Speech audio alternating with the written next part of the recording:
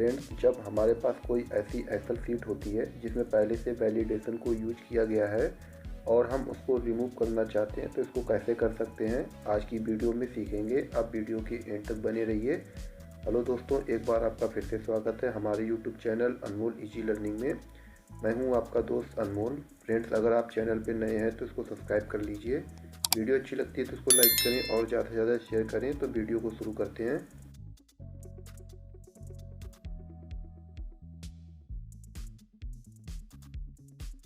हमारे पास एक Excel sheet में डेटा देख रहे हैं। इसमें कॉलम सी और कॉलम डी यानी कैटेगरी और टारगेट स्टेटस पे वैलिडेशन को यूज किया गया है। आप देख रहे हैं कि यहाँ पे ड्रॉप डाउन लिस्ट आ रहा है।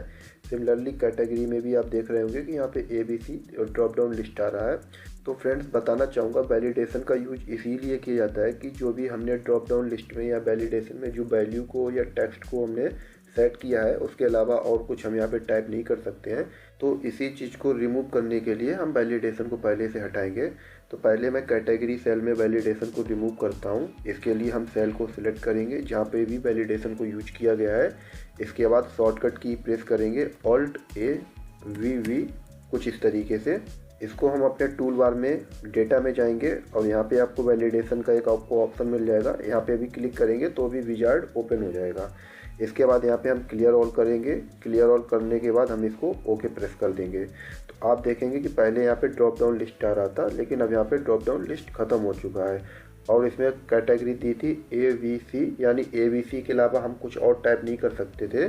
लेकिन अब हम यहाँ पे E टाइप करेंगे तो यहाँ पे E टाइप कर सकते हैं। इसको कुछ भी ओवरराइट करेंगे तो यहाँ पे कुछ भी ओवरराइट हो सकता है।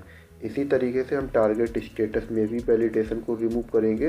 तो इसके लिए भी हम इसको सिलेक्ट करेंगे। अभी आप देख रहे हैं कि यहाँ पे वैलिडेशन का ड्रॉप डाउन लिस्ट शो कर रहा है। किसी भी सेल में आप जाएंगे तो यहाँ पे आपको ड्रॉप डाउन लिस्ट शो करेगा।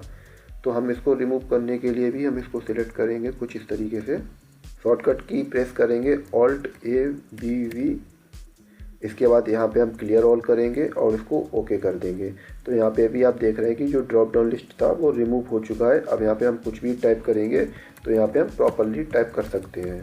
तो फ्रेंड्स, आज की वीडियो में इतना ही। उम्मीद करता हूँ आपको ये वीडियो अच्छी लगी होगी। फ्रेंड्स, अगर आपने चैनल को सब्सक्राइब नहीं किया है तो इसको सब्सक्राइब कर लीजिए। वीडियो अच्छी लगी तो इसको लाइक करें, ज़्यादा से ज़्यादा शेयर करें। मिलते हैं आपसे अगली वीडियो में नई जानकारी के साथ। तब तक के लिए नमस्कार।